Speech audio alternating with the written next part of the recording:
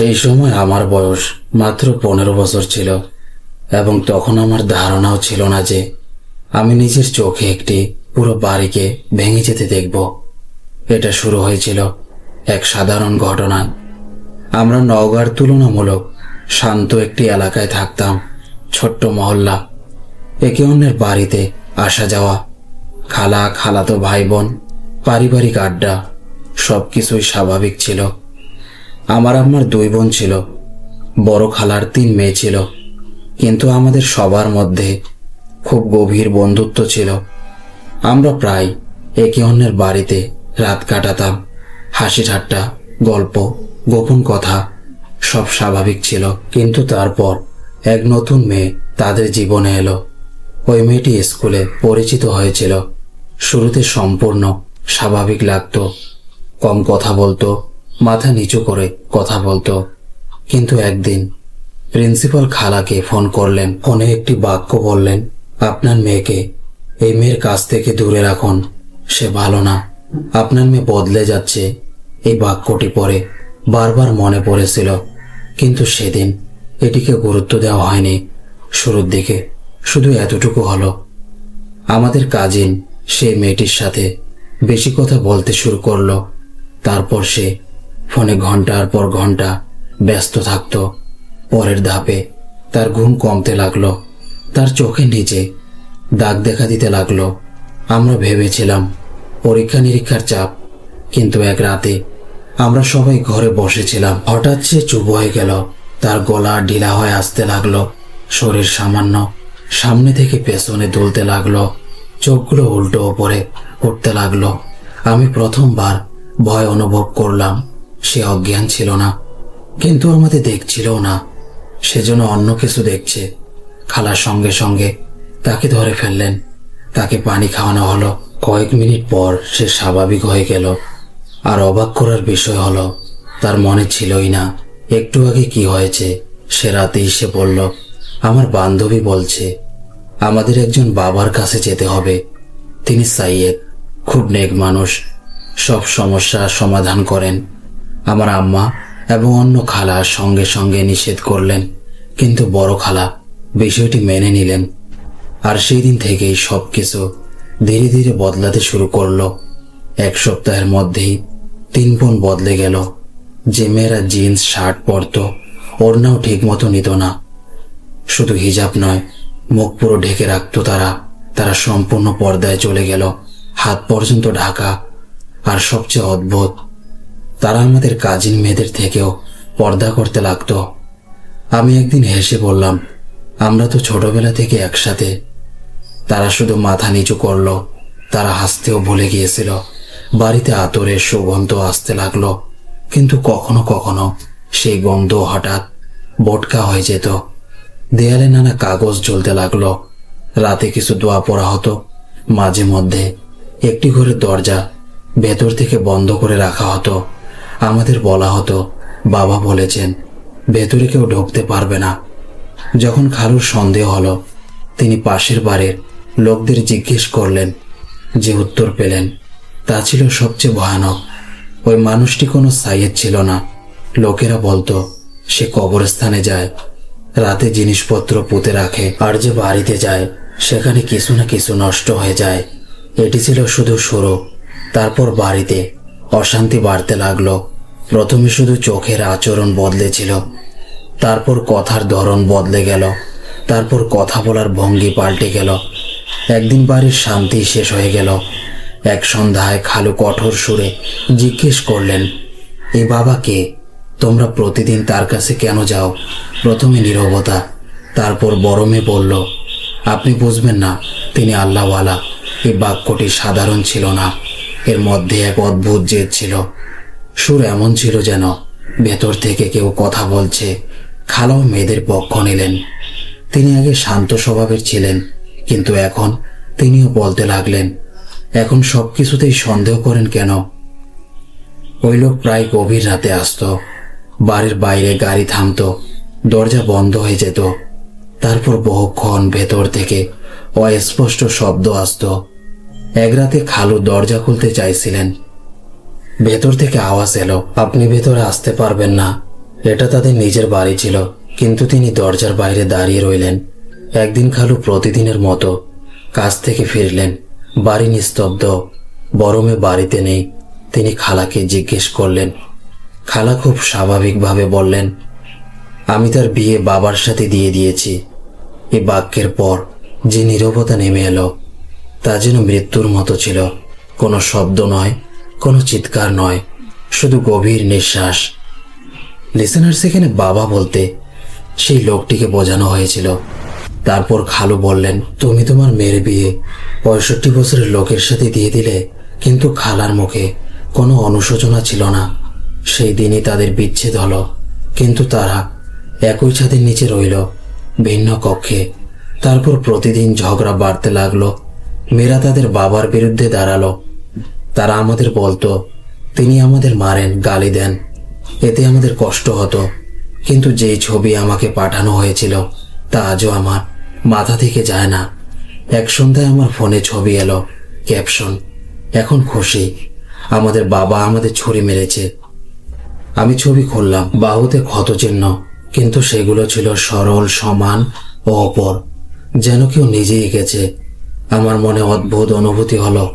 এটা কোনো আক্রমণ বলে মনে হচ্ছিল না, এটা অন্য কিছু ছিল। আমি 15 বছরের ছিলাম, কিন্তু বুঝে গিয়েছিলাম কিছু ঠিক নেই। আম্মা বললেন, এদের ব্লক করো, তুমি এই ব্যাপারে জড়াবে না। আমি ব্লক করলাম, কিন্তু পরের দিন খালার নম্বরে হোয়াটসঅ্যাপ নোট আসতে লাগলো, গলা রাগে ভরা। তুমি আমাদের একা ছেড়ে দিলে, তুমিও তাদের মতো। সে আমাকে গালি দিচ্ছিল। আমি তখন বাচ্চা। আমি শুধু শুনছিলাম, বুঝতে পারছিলাম না কিভাবে একজন মার মতো মহিলা এত বদলে যেতে পারে। কিছু মাস পর যখন আমি খালার বাড়ি গেলাম, দেখলাম খালা এবং মেয়েদের বাহুতে ব্লেড দিয়ে আঁকা তারকার মতো দাগ। সেগুলো সাধারণ কাঠ ছিল না, সেগুলো ছিল নিখুঁত আকৃতির, কোনো রীতি রেওয়াজের মতো। আমি কিছু জিজ্ঞেস করিনি, কিন্তু ভয় বসে গেল মনে। তারপর জানলাম জমি বিক্রি করে দেওয়া হয়েছে। যে জমি মেয়েদের ভবিষ্যতের জন্য রাখা ছিল, টাকাগুলো কোথায় গেল? বাবার কাছে 1 টাকাও বাকি থাকেনি। খালা দুর্বল হয়ে গিয়েছিলেন, চোখ ভেতরে ঢুকে গেছে, মুখ বিবর্ণ। মনে হচ্ছিল তিনি ধীরে ধীরে মরে যাচ্ছেন। ঝগড়ার মধ্যে বড় মেয়ে আরেক খালার দিকে তাকিয়ে বলল, যেভাবে আমাদের বাড়ি আর নেই, তেমনি তোমারও থাকবে না। আর তোমার সন্তানের মাথার ওপরও বাবার ছায়া থাকবে না। মনে হচ্ছিল শুধু রাগের বশে বলা হয়েছিল, কিন্তু সেই বাক্যটাই পরে গুঞ্জন হয়ে ফিরে এলো। পরের সকালেই ভিডিও ভাইরাল হয়ে গেল। অভিযোগ উঠল যে খালু তাদের বন্দি করে রাখতেন, অবৈধ সম্পর্ক ছিল। তিনি নাকি মেয়েদের দিকে খারাপ নজরে তাকাতেন। মামলাও হলো, কিন্তু কিছুই প্রমাণিত হলো না। তবুও বদনাম ছড়িয়ে গেল, বাড়ি সম্পূর্ণ ভেঙে গেল। একদিন খালুর শরীর খারাপ হলো, সাধারণ পেটের সমস্যা ছিল। তিনি শুয়েছিলেন। আমাদের কাজিন, যে খুব নরম হৃদয়ের এবং যার সম্পর্কে সবাই বলে তার মন পরিষ্কার, সে তার পাশে বসেছিল এবং তার পা টিপে দিচ্ছিল। খালা ওষুধ নিয়ে এলেন। তিনি বললেন, এটা নাও, ঠিক হয়ে যাবে। কিন্তু সেই মুহূর্তে আমাদের কাজিন হঠাৎ বলল, না, তিনি বাঁচবেন না। ঘরে নিস্তব্ধতা নেমে এলো। সবাই তার দিকে তাকালো। সে নিজেই চমকে গেল। আমি কি বললাম তার সত্যি ধারণা ছিল না। তার মুখ থেকে কিভাবে বেরিয়ে গেছে। আমরা তাকে বকা দেইনি, কিন্তু সেই বাক্যটা দেয়ালে শোষিত হয়ে গেল। কয়েকদিন পর সেই কাজিন আমার কাছে এলো। তার কণ্ঠ একটু কাঁপছিল। সে বলল, আমি গতকাল এক অদ্ভুত জিনিস দেখেছি। আমি বললাম, কি? সে বলল, আমি স্বপ্নে দেখেছি খালু তার পেট্রোল পাম্পের কাছে চেয়ারে বসে আছেন, কিন্তু তার মাথার ওপরে এক কালো ছায়া, ধোয়ার মতো, কিন্তু স্থির ছিল না, নড়ছিল, যেন মাথা নিচু করে আছে। আমি বললাম, স্বপ্ন হবে। সে বলল, না, এটা স্বপ্নের মতো ছিল না, আমি জেগেছিলাম। পরের দিন আবার এলো। এইবার তার মুখ ফ্যাকাশে। সে বলল, আমি দেখেছি খালু তার ঘরে শুয়ে আছেন, সব লোক তাকে ঘিরে কাঁদছে, আর সেই একই কালো ছায়া তার উপরে দাঁড়িয়ে আছে, যেন অপেক্ষা করছে। আমি বললাম, তুমি বেশি ভাবছ। কিন্তু সত্যি বলতে আমিও তখন অদ্ভুত এক ভয় অনুভব করতে শুরু করেছিলাম। সেই রাতে আমি প্রায় রাত 9টা পর্যন্ত জেগেছিলাম। তারপর ঘুমিয়ে পড়লাম। মনে আছে কোনো স্বপ্ন দেখিনি, শুধু গভীর ঘুম। প্রায় 10 মিনিট পর আব্বু আমাকে ডাকলেন। আওয়াজ ছিল অস্বাভাবিক, ওঠো, খালার বাড়ি যেতে হবে। আমি চোখ মুছতে মুছতে বললাম, কি হয়েছে? তিনি সরাসরি কিছু বললেন না, শুধু বললেন, তাড়াতাড়ি চলো। যখন আমরা পৌঁছালাম, দরজা খোলা ছিল। ভেতর থেকে কান্নার আওয়াজ এবং সেই নীরবতা যেটা শুধু মৃত্যু বাড়িতে থাকে। খালা বললেন তিনি ফোনে কথা বলছিলেন। ফোন রেখে বললেন, পানি দাও, মাথা ব্যথা করছে। তিনি পানি আনতে গেলেন, ফিরে এসে দেখলেন তিনি নেই। 3 থেকে 4 মিনিট মাত্র এই সময়টাই লেগেছে। কোনো চিৎকার নয়, কোনো তীব্র যন্ত্রণা নয়, শুধু হঠাৎ নীরবতা। আমি মৃতদেহের পাশে দাঁড়িয়েছিলাম। সবার ফোন আমার হাতে ছিল। হঠাৎ খালার ফোনে কল এলো। নাম দেখলাম বড় খালা। আমার হৃদয় এক মুহূর্ত থেমে গেল। আমি কল রিসিভ করলাম। ওপাশ থেকে আওয়াজ, শুনেছি তিনি মারা গেছেন। সুরটা আফসোসের ছিল না, তাচ্ছিলের ছিল। আমি সঙ্গে সঙ্গে ফোনটা আম্মার হাতে দিলাম। আম্মা আবার ফোন করলেন। ওপাশ থেকে আওয়াজ এলো, বলেছিলাম না তোমাদের বাচ্চাদের মাথার উপরে বাবার ছায়া থাকবে না?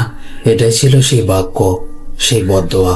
ঘরের কাউকে বলা হয়নি, কিন্তু আমার শরীর কাঁপতে লাগলো। এতটা নির্দয় কিভাবে কেউ হতে পারে? মৃতদেহ পড়ে আছে আর সে ফোন করে এই কথা বলে। সেই রাত আমরা জেগেছিলাম, কিন্তু যে কাজিন ছায়া দেখেছিল সে ঘুমিয়ে পড়ল। হঠাৎ চিৎকার করে উঠে বসলো। আমি তার পাশে ছিলাম। আমি জিজ্ঞেস করলাম, কি হয়েছে? সে হাঁপাচ্ছিল। বলল, আমি দেখেছি বাড়িটা খেয়ে ফেলেছে এবং এক মহিলা এসেছে। সে সব কিছু এক থলেতে ভরছে। আমি জিজ্ঞেস করলাম, কে সেই মহিলা? সে বলল, আমি তাকে জিজ্ঞেস করেছিলাম, তুমি কে? সে বলল, আমি তোমার খালার বন্ধু। কাজিন বলল, না, আমি তোমাকে কখনো দেখিনি। তারপর সেই মহিলা তার সামনে থেকে অদৃশ্য হয়ে গেল। এরপর খালা এবং তার মেয়েরা পুরোপুরি নিখোঁজ হয়ে গেল।